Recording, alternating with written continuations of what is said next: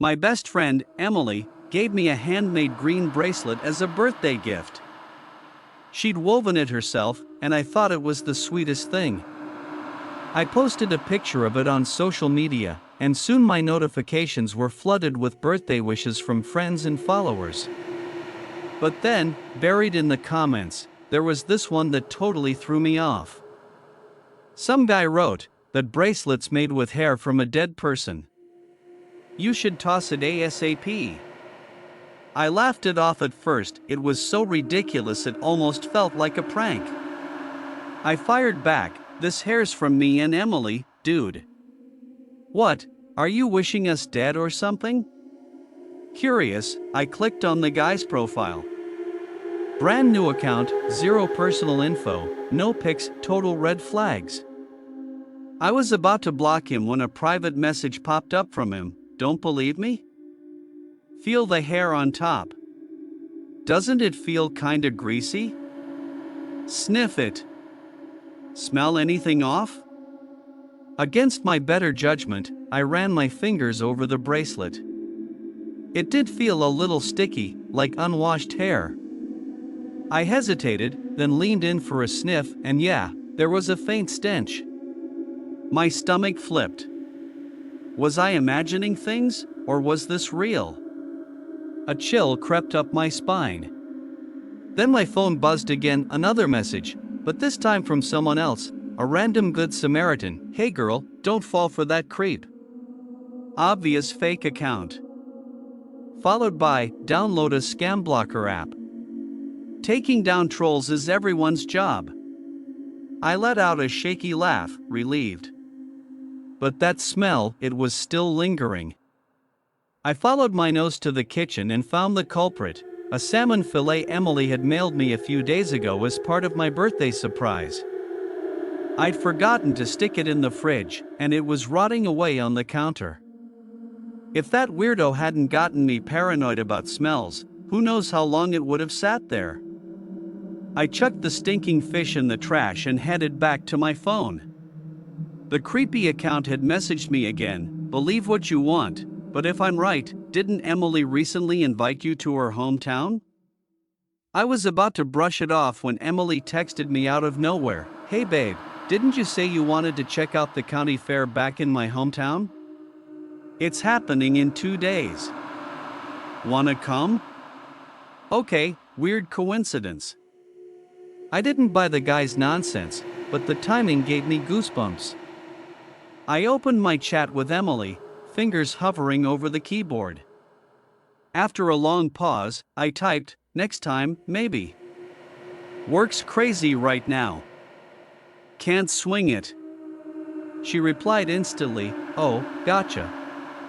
No biggie then." I exhaled, tension easing, until she followed up a second later, "Such a bummer, though. The fair only happens every 3 years. Unless work's life or death, ditch it and come unwind. It's been forever since we hung out. I miss you so much. Emily and I met in college." She grew up in this tiny, middle-of-nowhere town in the Midwest, think rolling fields and one stoplight. Our roommates back then thought she was too country and iced her out. I couldn't stand seeing her so isolated, so I started tagging along with her everywhere, cafeteria, classes, you name it. Over time, we became inseparable. After graduation, she moved back home to teach at the local elementary school, while I stayed in the city, working remotely for a tech startup. It hit me as I scrolled through our old messages, we hadn't seen each other in person for almost 3 years. Her texts were always full of little check-ins and sweet nothings. How could I doubt her? I felt a pang of guilt for even entertaining that troll's crap. "Come on, Sarah," I scolded myself. "You're letting some rando mess with your head about your best friend of 7 years? Get it together." So I texted Emily back without hesitation, "Okay, I'll shuffle some stuff around. I'll be there in 2 days." We nailed down the details, and I was actually starting to get excited. But then I reopened social media. Another message from the mystery account. Hey, quick question, did Emily have an older brother who passed away? And then, if I'm right, that bracelet's got his hair in it too. It's been soaked in corpse oil, carries his restless energy. She's trying to set you up for a ghost marriage, to bury you with him. I froze, staring at the screen. How did he know? Emily did have an older brother, Jake. He died in a car accident our sophomore year. She was wrecked for months, barely ate, barely slept.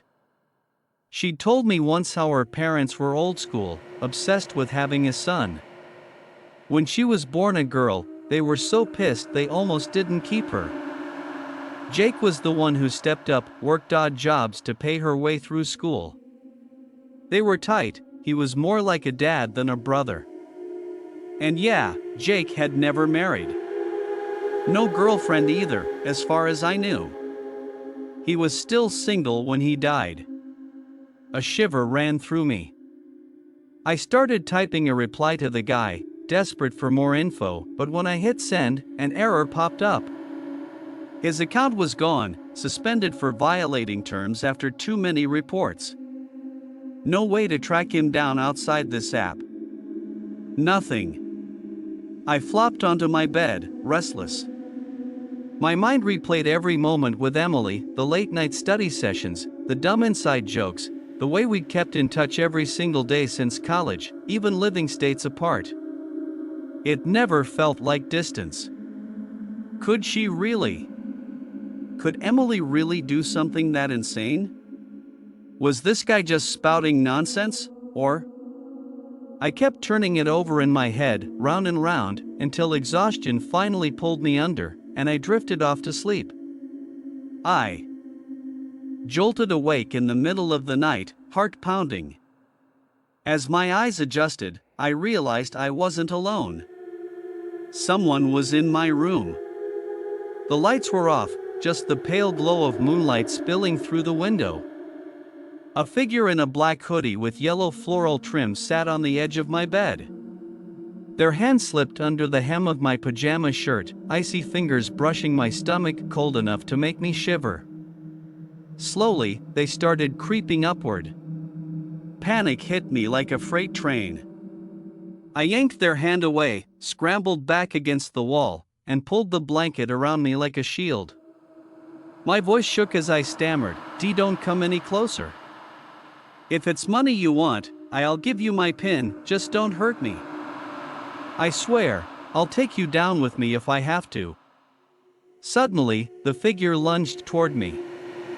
Their eyes were pitch black, no whites, just endless voids, and a rancid, fishy stench slammed into me, so bad I gagged. I don't know where the strength came from, but I shoved them off and lunged for the light switch. The ceiling light flared on, flooding the room with harsh brightness. I whipped around to face them, but they were gone. Vanished. The air still reeked, though, a sour reminder that something had been here. After that, sleep was out of the question. I grabbed my phone and started scrolling through videos to calm my nerves. Somehow, I accidentally tapped into a random livestream, some occult channel with barely a dozen viewers. The host was doing a reading, trying to help a follower find their lost earbuds. You changed your sheets a few days ago, right? He said. Check the edge of the fitted sheet tomorrow morning. There. That voice, it sounded so familiar. Same cadence, same tone as the guy from the creepy messages earlier. I pulled up the voice memo he'd sent me that afternoon and played it back. Holy crap, it was him. I dove back into the live stream chat and typed a frantic plea for help. The host paused, reading my comment, then said, If you're watching this stream, Sarah, it means we're connected by fate. Go ahead and request a private call, I'll help you sort this out. I didn't hesitate. I hit the connect button. What's your name? He asked. Sarah Miller. Emily's brother, he died 5 years ago, right? Yeah. It was our junior year of college. Emily and her brother, Jake, had gone out hiking near her hometown. A freak accident, a loose billboard from some roadside diner fell and smashed into him while he shielded her. Killed him instantly. Emily was a wreck after that, drowning in guilt. I was the one who stayed by her side, talking her through it, helping her claw her way out of that dark place. My answer sparked a flurry of chatter in the live chat, but the host, Liam Hayes, his username Red, didn't flinch. Was his body cremated? He asked. No. Emily had told me her family was old-fashioned, deep into rural traditions. Cremation was disrespectful to the dead, she said. Where she's from, out in the Midwest sticks, they believe in returning to the earth. Since Jake died young and unmarried, he didn't get a proper burial in the family plot, no headstone, no ceremony. Her parents rushed his body off and buried him somewhere secret that same night. She never told me where, and I never pushed. How long have you been wearing that bracelet? Liam asked. I thought back. Emily's hometown is way out in the boonies, and shipping's unreliable, so she mailed my birthday gift a month early. It arrived a couple of weeks before my actual birthday. It wasn't fancy, but it was handmade, full of her heart, so I put it on that night and posted a pic online to remember the moment. About 20 days, give or take, I said quietly. Liam's expression softened, like a weight had lifted. Good. We're not too late. Here's the deal, he continued. Send me your address. We'll head to Emily's hometown together.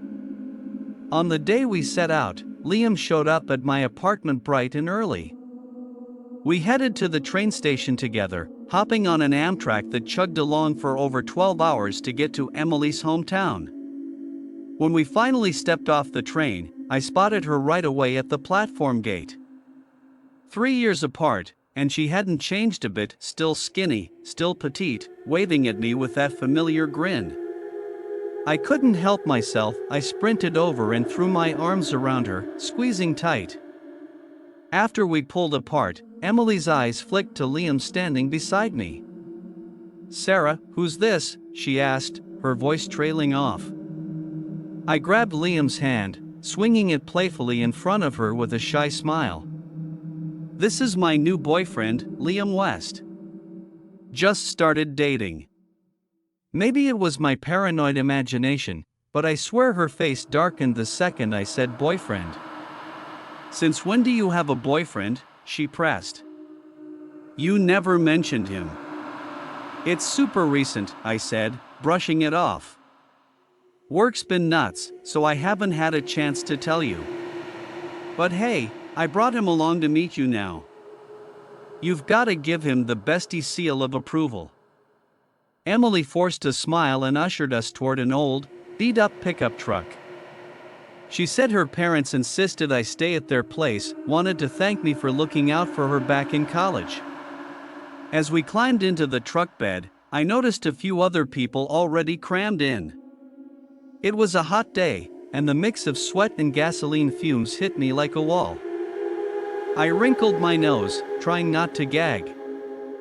Emily noticed, dug into her bag, and handed me a peppermint candy. My heart warmed, she still remembered how I always kept them around for nausea.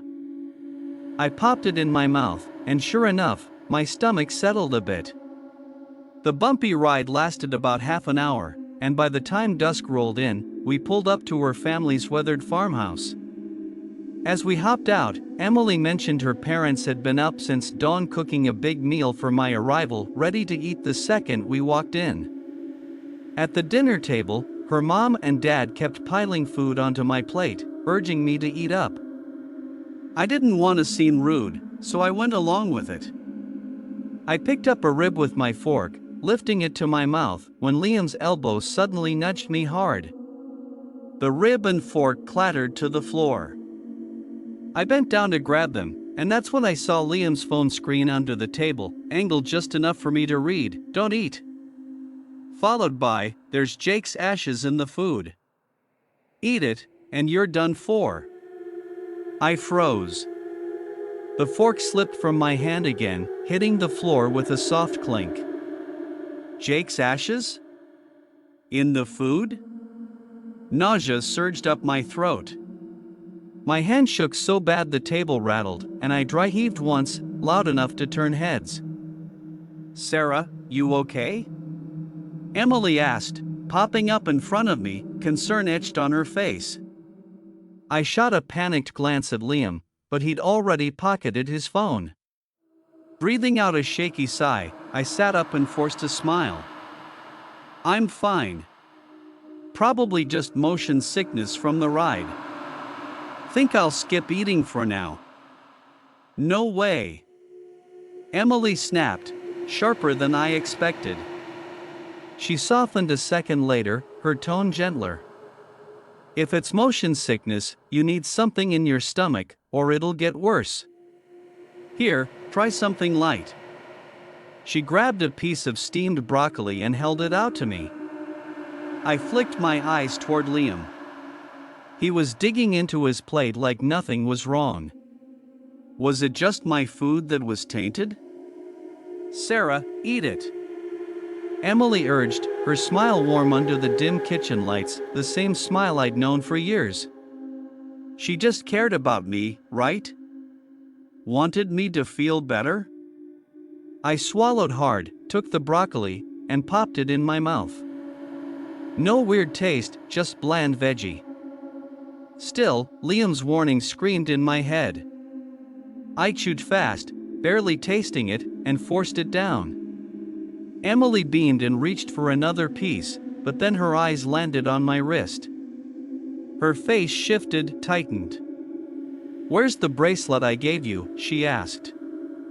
"I told you, it's got a little good luck charm woven in.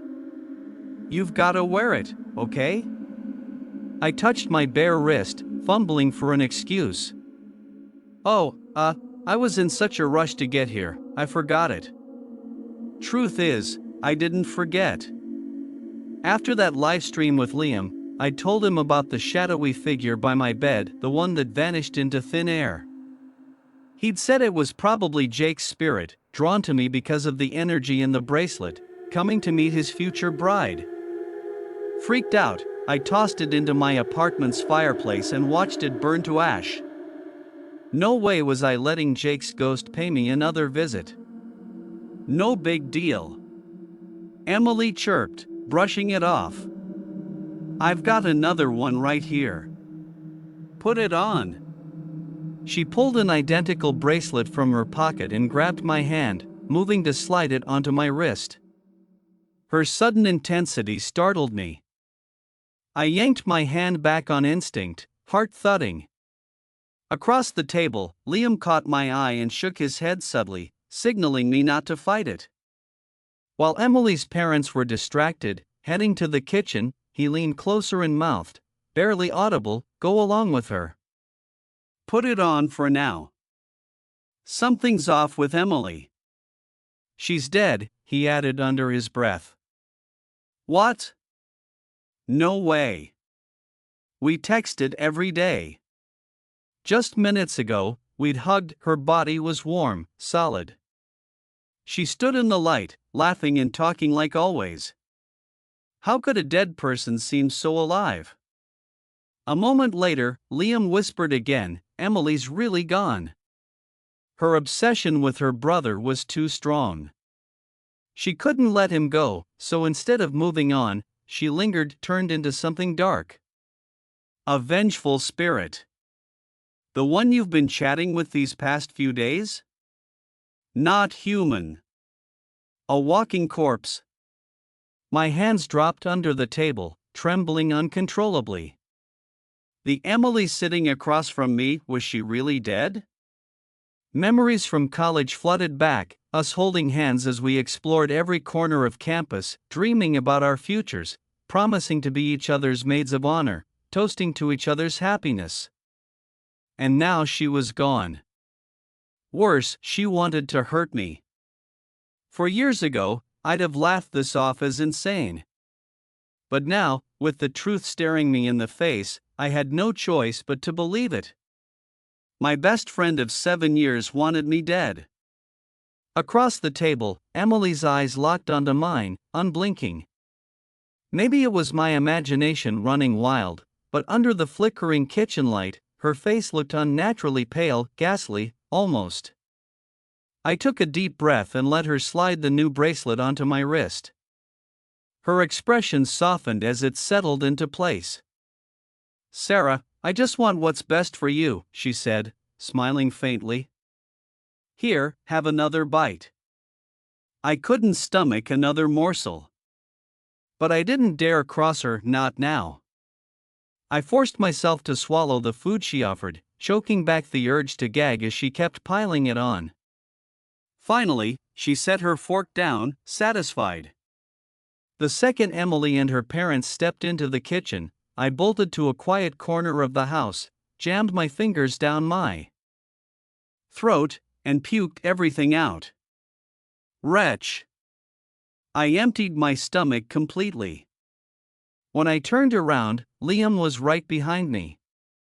I couldn't hold it in anymore. I grabbed his collar, voice low and frantic. "What the hell do you know? How did Emily die? What's going on?" He stood there, silent, letting me vent until I ran out of steam. Wiping tears from my face, I mumbled, "Sorry about that. I've never dealt with anything like this before. I'm terrified." After a pause, Liam's voice dropped. "I've got a bad theory. Emily might have been killed by her own parents to bring Jake back." "What?" I snapped my head up, staring at him in disbelief. But Emily had told me that after Jake died, her parents softened toward her. They'd been cold before, obsessed with their son, but his death shifted things. She moved back home to take care of them in their old age, said they needed her. Why would they kill her? "That necklace she's wearing," Liam said, nodding toward her throat. "The pendant, I'm betting it's a grave token, something buried with the dead. They put it on her to let Jake's spirit take her body, to give him a new life." My brain short-circuited. If her parents killed Emily to resurrect Jake, why bother with this ghost marriage crap for me? 2 girls, would that even fly in a backwoods place like this? Liam must have read the confusion on my face. He shook his head. "The ghost marriage is just for Jake's buried corpse. The necklace, that's how they're trying to bring him back in a fresh body, with a new identity. So, to give their son a second chance, they'd sacrifice 2 living daughters, Emily and me? That's beyond deranged." One thing still didn't add up, though. Emily had said her hometown didn't cremate bodies, traditional burials only, back to the earth. So where'd the ashes in the food come from? When I asked, Liam rubbed the back of his neck and smirked. "I was just covering our bases, in case." I rolled my eyes. "Nice one, dude." He chuckled, lightening the mood for a split second, but then his face turned serious again. "If I'm right, her parents are making their move tonight. You've gotta stay sharp.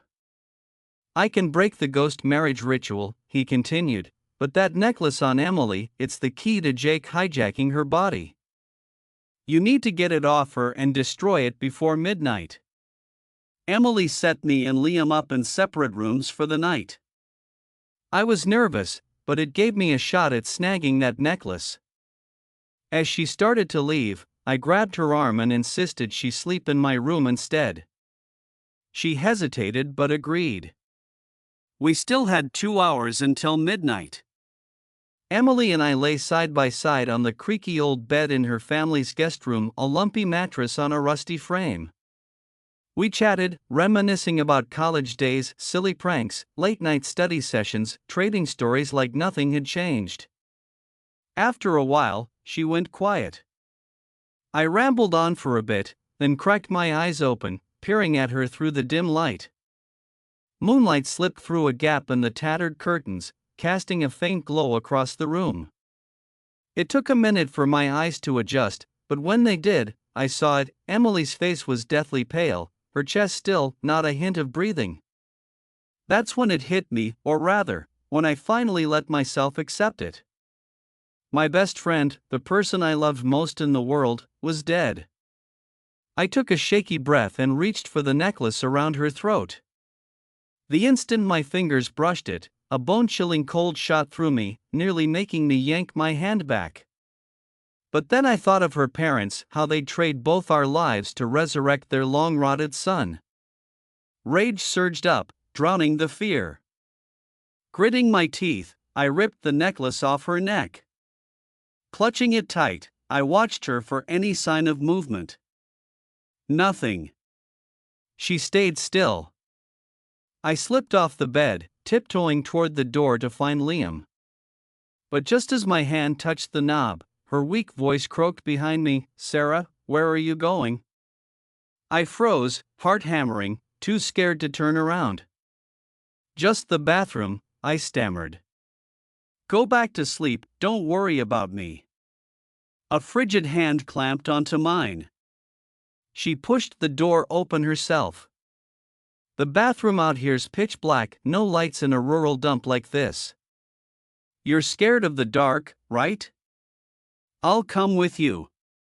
She stepped ahead to lead the way. I jerked my hand back. "No, it's fine. I'll grab Liam to go with me. You head back to bed." I ducked my head and bolted toward his room. As I passed her, a stench hit me, foul, indescribable. If I had to pin it down, it was like something straight out of a crime show, the smell of death. I darted to Liam's room, slamming the door behind me, or trying to. A pale, bony hand caught it mid-swing. Veins bulged under thin skin, faint blotches barely hidden by a layer of powder. She gripped the frame tight. "Ah!" I screamed, stumbling back. Emily shoved the door open and stepped inside, her eyes glistening with hurt. "Sarah, now that you've got a boyfriend, you don't need me anymore?" Words wouldn't come. I just staggered back, trembling, until my back hit something solid, warm. Liam's arms steadied me, resting gently on my shoulders. Relief washed over me, snapping the tension like an overstretched rubber band. My legs gave out, and I crumpled to the floor, gasping for air. "Emily," Liam said firmly, "the living and the dead don't belong together. No matter how close you two were, you can't cling to her anymore." His words cut through the air like a wake-up call. A hollow, lost look crept onto Emily's face.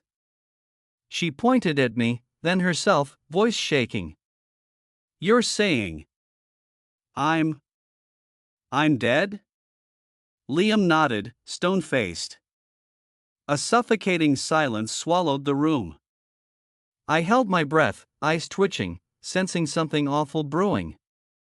Then it happened. Emily's hands flew to her throat, clawing at it as she screamed. Her eyes, once clear, turned inky black, white swallowed by darkness. Veins pulsed under her skin, bulging like they might burst. Liam yanked me back.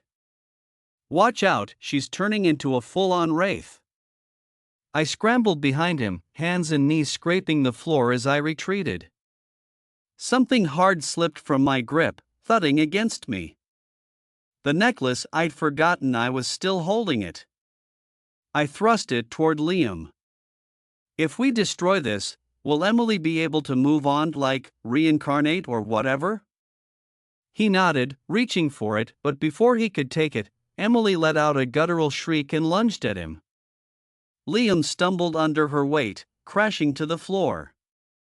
The necklace flew from my hand, hitting the ground with a sharp crack, shattering into pieces. Liam's face twisted. "Oh, crap." But he didn't have time to dwell on it. Emily sank her teeth into his arm, tearing away a chunk of flesh. Emily, sinking her teeth into Liam's arm, snapped me back to a scene from Train to Busan. Once bitten, you're infected, doomed to turn. She wasn't so different from a zombie now. To save Liam, I had no choice but to fight my best friend. I scanned the room frantically and spotted a rusty shovel propped in the corner, something they probably used out here for scooping grain or clearing yard debris.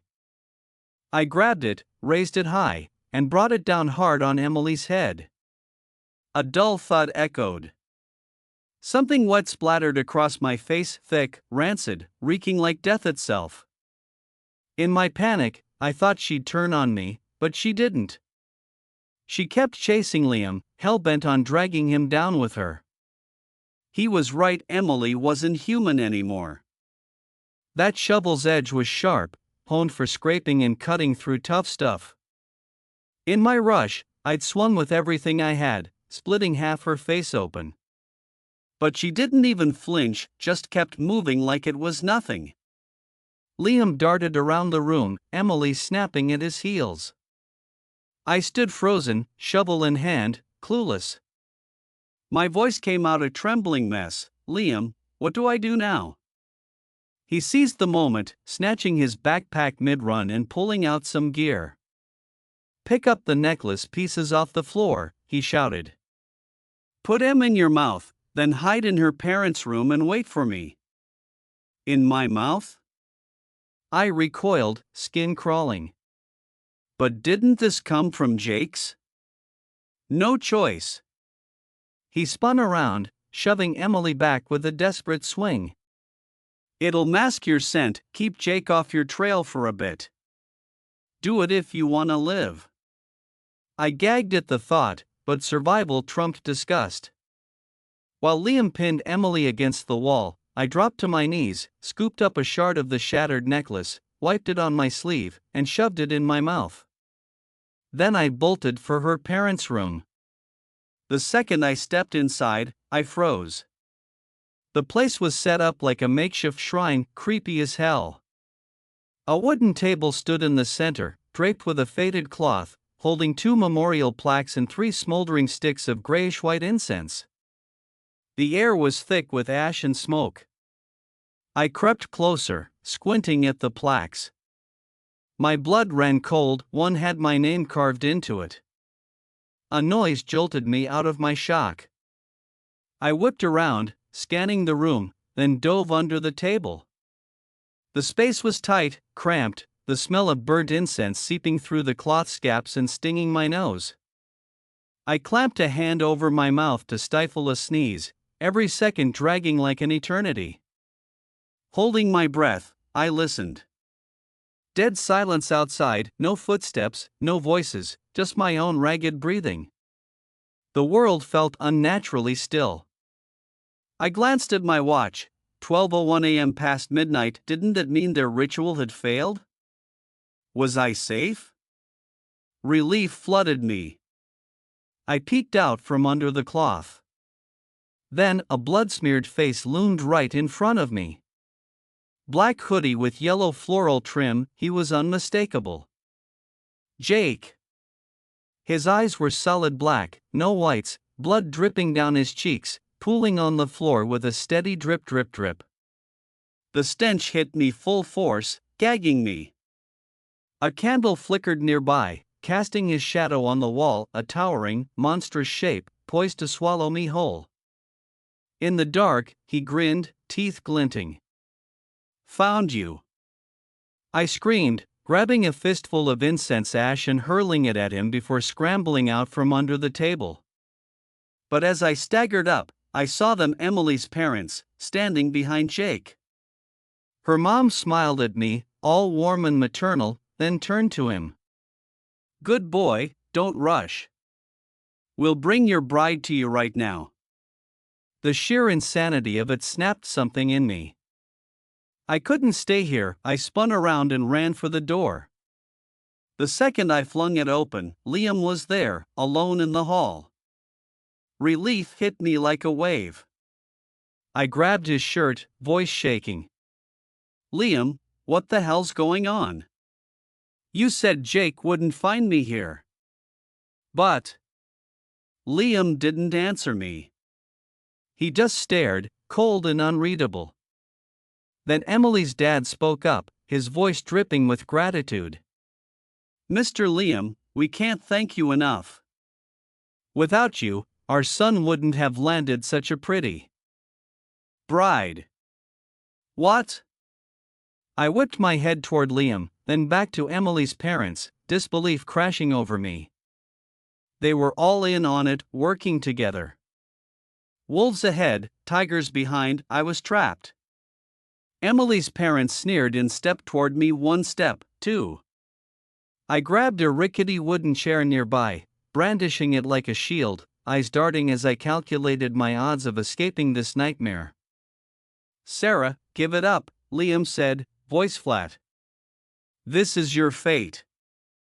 I spun around and spat at him, fury overriding fear. "Screw your fate crap. If I bought into destiny, I'd have been dead 800 times over. Think I'd let you decide it for me?" Liam's face darkened. He stepped into the room, put two fingers to his lips, and whistled sharply. A bloodied figure staggered through the doorway, clothes shredded, whip marks crisscrossing exposed skin. If not for the half-intact face, I wouldn't have recognized her. "Emily." "Emily," Liam said, his tone hypnotic, "didn't you always want Jake to rest in peace? Kill Sarah, then let her join him down there." Her stiff, jerky movements lurched toward me. Tears streamed down my face as I shook my head, refusing to believe she'd do it. Even as a corpse, she'd remembered my fear of the dark. How could she hurt me? But she didn't hesitate. She closed the distance. I stood rooted, staring into her hollow eyes. Despair swallowed me whole. I'd lost all hope. Liam was right, she'd lured me here to kill me, to bury me with Jake. Numbness took over. I shut my eyes, waiting for the end. Emily loomed over me, grabbed me hard, her cold hands digging into my arms. Her lips moved, mumbling something. An apology, maybe. But those pale hands didn't strangle me. In a flash, she pivoted, lunging at her parents instead. A scream tore through the air, her mom's arm dangled, bitten clean off. Liam rushed forward to stop her. I seized the chaos, sprinting for the door. Behind me, Emily's guttural roars mixed with her parents' shrieks, chilling me to the bone. I fought the urge to look back and kept running. I hit the front yard, only to find the gate locked tight, a heavy padlock, bigger than my fist, mocking me. No key, no way out. I glanced up at the fence, not too high. Gritting my teeth, I clambered up, wedging my feet into the gaps. After a struggle, I reached the top and peered down. A pale face stared back, Jake, tiptoes scraping the ground, his black eyes fixed on me in the moonless night. "Where are you going, huh?" he rasped, voice strangled and eerie. "Stay here, stay with me." Tears welled up. Ambushed ahead, hunted behind, I was stuck straddling the fence, unable to climb higher or drop down. A loud crash snapped me out of it. The house door splintered off its hinges. I turned to see Emily and Liam spilling into the yard, locked in a brutal fight. Emily was winning, Liam blocked her blows but didn't strike back, moving slow, deliberate. Like he was stalling. A realization hit me, he was dragging this out. The real ritual time wasn't midnight, it was later. I checked my watch, 1:40 a.m. But when would it actually start? Lost in thought, I didn't notice Jake scaling the fence from the outside. A sharp pain shot through my wrist, I flailed, turning to see him clutching his hand, howling as he toppled back. A sour stench flooded the air. I glanced at my wrist, the bracelet Emily forced on me earlier. Liam's words clicked, it did protect me. He'd wanted me to destroy it to make me vulnerable. I scanned around, jumped off the fence, grabbed a splintered plank from the yard, and charged at Liam. I'd bet everything on this, Emily wouldn't hurt me, not really. I swung the plank high, but Liam dodged, shoving Emily into its path. Her mottled, bony hands shot up, grabbing my face. She fought herself, I could see it, but her jagged nails raked my cheeks anyway, leaving 2 stinging gashes. My plank slammed into her shoulder. I wiped my face, ash and blood mixing into the cuts, pain searing through me. Emily reached for me, hesitated, then roared in frustration and hurled herself at Liam again. This time, he didn't dodge. With a flick of his sleeve, a coin-edged dagger slid out, an antique-looking thing. He twirled it like a pro, then drove it straight into her chest. "Watch out!" I screamed, lunging to pull her back, but my hands grasped air. The blade sank in with a sickening sizzle, the air reeked of burnt flesh. Emily stiffened, turned to me, her face twisted with regret, and collapsed. Under the faint moonlight, I had nowhere left to run. Liam stepped toward me. "Sarah, stop fighting. You can't escape." I stumbled back 2 steps, thrusting the necklace shard in my hand toward him. "Without this, you can't finish the ritual, right?" With all my strength, I hurled it out into the dark yard. Liam didn't even glance at it. He covered his face, laughing darkly. "Sarah, how are you this naive? If that necklace really mattered, you think I'd let you have it? What rebirth through a borrowed body," he sneered. "That was just a con I fed those 2 old fools. Jake's been dead 4 years, probably reincarnated by now. No chance he's coming back. Then who the hell was that ghost in the shrine room and out by the fence?" As if reading my mind, Liam smirked. "Some stray spirit I picked up along the way. Tossed it a few scraps of incense, and it bent over backwards to do my bidding. Saved me a ton of hassle. But I still couldn't wrap my head around it. How did Liam trick Emily's parents into killing their own daughter? He didn't seem inclined to explain that part, though. He kept going, "Your friend's got a rare gift, a century-grade essence. If I can harness it, I'll be the most powerful occultist alive." "Then why'd you try to kill her just now?" I shot back. His smile turned sinister. "Because I found someone even better." "Wait, hold up," I said, brain scrambling. "If you just wanted me dead, why go through all this trouble to drag me out here?" He froze mid-step, his face twisting as he glared at Emily's crumpled form. If she hadn't stuck her nose in, I wouldn't have had to make the trip myself. Then he turned back to me, eyes glinting.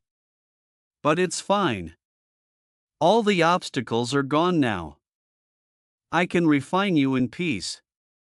Out of the corner of my eye, I saw it. Emily's fingers twitched. Then her arm. Her body shuddered, and with a groan of agony, she yanked the coin dagger from her chest, staggering toward Liam. To buy her time, I racked my brain for a distraction, anything to stall. But Liam was too sharp, already on guard. He spun around, face darkening, and pulled a stack of yellowed paper talismans from his sleeve, slapping them onto Emily's forehead. A stream of garbled chants spilled from his lips, harsh, guttural sounds. Emily screamed, writhing in torment, her face contorted in pain. Still, she dragged herself closer, lunging at Liam and locking her arms around his waist. Her blacked-out eyes met mine, brimming with regret. "Sarah, run, get out of here." Liam gritted his teeth, plastering more talismans across her body. His chants grew louder, veins bulging on his face with the effort. I didn't know what evil energy was, but I could see it, the dark aura swirling around Emily fading with every second. She couldn't hold on much longer. Liam stomped the ground, barking a command. Black smoke billowed from Emily's body, her arms clutching him starting to dissolve. As she faded, he broke free and charged at me, feral and unstoppable. He was one step away when a shadow loomed behind where Emily had been. A shiver raced down my spine, cold and electric, making me tremble. Suddenly, my hands and feet moved on their own, I couldn't stop them. My fingers unfastened the bracelet from my wrist, pulling out a bright yellow charm tucked inside. Before Liam could react, I shoved it into his mouth. What was I doing? My eyes widened in shock as the charm ignited, bursting into flames inside his mouth. The fire spread fast, engulfing him in seconds. It roared right in front of me, but not a single spark touched my skin. Through the blaze, Liam's screams pierced the air. Are you all insane? This'll destroy us all, souls and everything. Another shiver rattled through me. Warmth crept back into my limbs. My body was mine again. But now, two shadows stood before me, Emily and Jake, hand in hand, smiling softly at me. Then, one after the other, they stepped into the inferno, wrapping their arms around Liam and dragging him down into the endless darkness beneath the earth. Bit by bit, they sank. Until they were gone. I stood frozen, tears streaming down my face unchecked. As my body had snapped back to normal, a voice had whispered in my ear, "Sarah, I told you, I'll always protect you." Followed by, "Live well. Live for me, too." It was Emily. Just like she'd been for 7 years.